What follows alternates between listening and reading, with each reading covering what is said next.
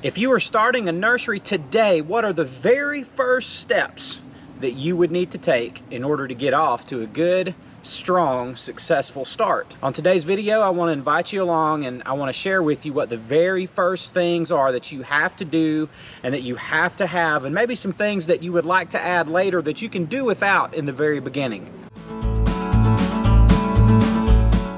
And getting a nursery started in your backyard, one of the things you obviously are going to have is plants. Now, this isn't a video where I'm going to talk about sourcing plants and where to get them and all that. I've got other videos to help you find your own plants, because so much of that is dependent on your location and your local growing conditions and what kind of climate you live in. But think about a nursery. I mean, what is the very heart of the nursery? What are you doing?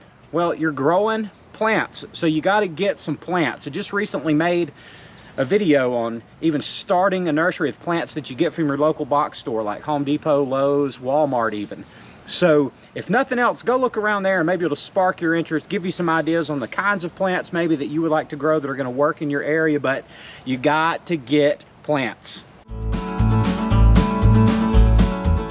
The second thing you got to have, and I believe this should be obvious, but once you got plants, you got to have pots to put them in. Now, these pots are, I think, 1.5 gallon in size, and this is not the pot that I use for everything. Most of those are about half this size that I normally use, but you need pots more than likely of all sizes. But you can start with a common size pot like a trade gallon. That's like 2/3 of a gallon, maybe 3/4 of a gallon in actual size, but it's called a trade gallon.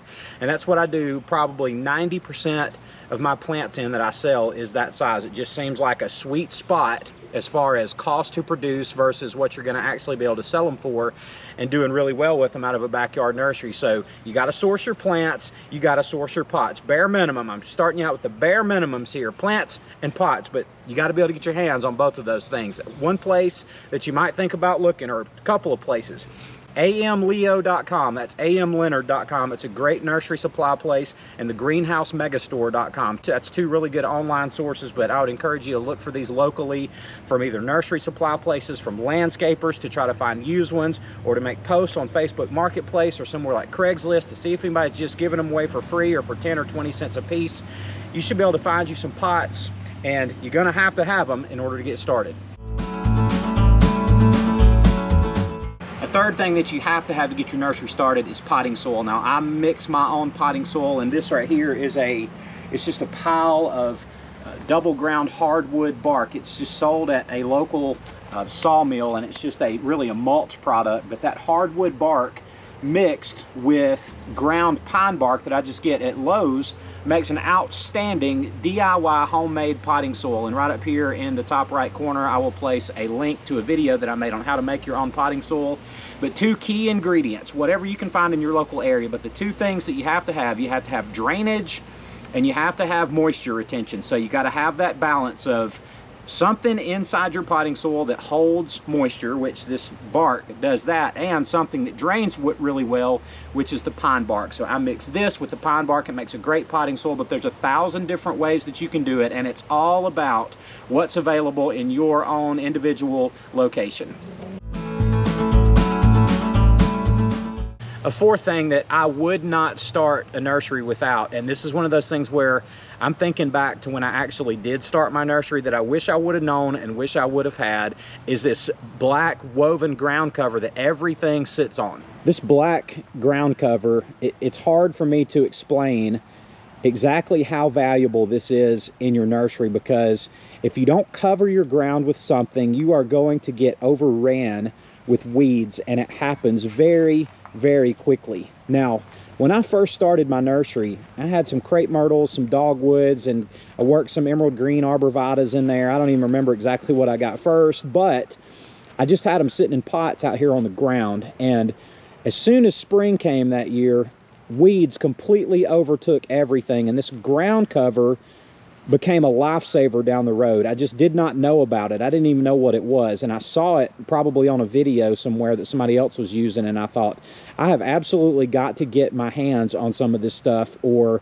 I'm not even going to be able to do my nursery. So you just sit your pots right on top of it. These little staples that are maybe 4 or 6 inches long, you just hammer them down into the ground, or you can just push them down in the ground really with your hand or with your foot if your ground is soft enough, and it fastens it down and it stays there. And it lasts for years. I don't know how many years. I know some of mine is 4+ years old now, and it has held up really, really well. So I wouldn't even think about starting a nursery without having somewhere to sit everything down where it's not going to get covered up with weeds. You know, if you have a concrete pad somewhere, you can put them on concrete. There are other surfaces you can put them on, but this woven ground cover is really where it's at. Water goes right through it. It doesn't pond. It's just really the perfect material for a nursery, and it's made for that exact purpose. So you got to get you some ground cloth. Now, what I've shown you so far, you really can't start a nursery, in my opinion, without these 4 things. So at this point, I want to show you a couple of other things that I don't know if they're absolute necessities, but they're pretty close. And one of them is some sort of shade. Now, right here behind me, this is one of the items in my nursery that I get more questions about than anything else, is this shade house that I built. And really, it doesn't require any carpentry skills whatsoever. I mean, I just basically took a skill saw, which is just a circular saw, and cut some lumber that was the same size of a shade tarp, and I just took it and covered it. You can get this shade cloth at bootstrapfarmer.com. There's a link in the description below to this type of shade and also to this ground cover. But at some point, unless you have a lot of shade trees in your yard, or where you've got partial shade at some points in your day, your plants are going to need some shade, because the summer heat in a lot of areas are just too much to bear without some sort of shade. So you're going to have some kind of shade to cover your plants with. You know, other shade that I have is something like this. And look, I literally just bought some lumber, cut it up, nailed it together, or put screws in it, screwed it together, and hung the shade tarp over it. You don't have to have anything fancy, but you do need some shade over your plants in the hottest part of the summer in particular. Now, this summer has been extremely hot, out of the ordinary hot this summer. So this has really, really saved some of our plants, and our plants that we've not been able to put in the shade just simply because we don't have that much. They've really suffered a lot. So whatever kind of structure you can build, you can rig up almost anything. You can hang it over a fence, you can hang it over sawhorses, over chairs, just whatever you can come up with to hang your shade cloth is fine. And you can do a lot of smaller ones like this. You can do something more elaborate like that little shade house that I showed you over there a minute ago. It doesn't have to be anything specific, but if you're starting a nursery, one of the things that I would do after I got done with my necessities in the very beginning, especially heading into my first hot summer, is I would get my hands on some shade cloth. You know, now we'll talk about this more when we get further into the season and closer to winter, but this is what I call a low tunnel, and that's just common language, I think, in the nursery world. And it's just some sort of tunnel, and you can cut a hula hoop in half or use PVC for this. I use rebar. It's actually like a concrete mesh reinforcement bar to build this with, but super easy. Just any way to make a hoop that you can cover in white plastic. Don't ever cover something like this with clear plastic, but you cover it in white plastic.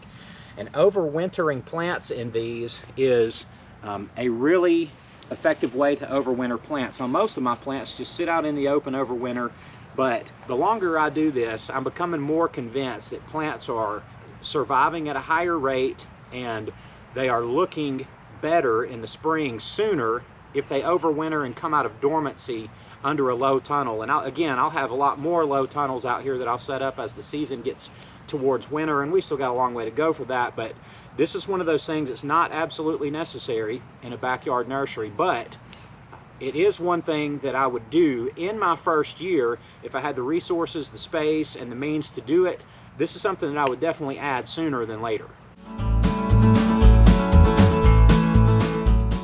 And I guess it goes without saying, but in order to start a nursery, I've shown you some things that you really have to have, or you're going to find yourself wanting to do soon with the shade cloth and with the low tunnel. The last thing you got to have, and it probably goes without saying, is you got to make sure that you have a way to keep everything in your nursery watered, and you just can't cheat on this part of it. I use a Flexzilla hose, and I've been through all kinds of hoses, and I'm telling you, the Flexzilla hose is absolutely the best hose out there for a backyard garden.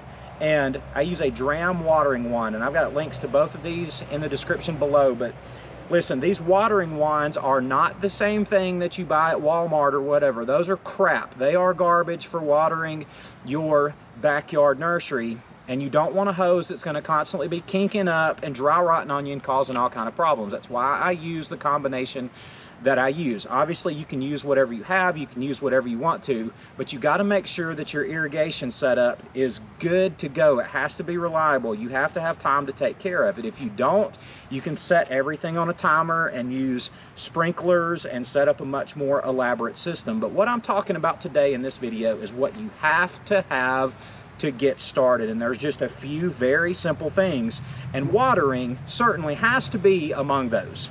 Now, one thing that you're going to find in your nursery, and again, it's going to depend on your local climate and how your yard is set up. It's a lot of what I tell and what I do in my videos, it's not universal things. It's just look at my idea or what I'm doing and apply it to your situation.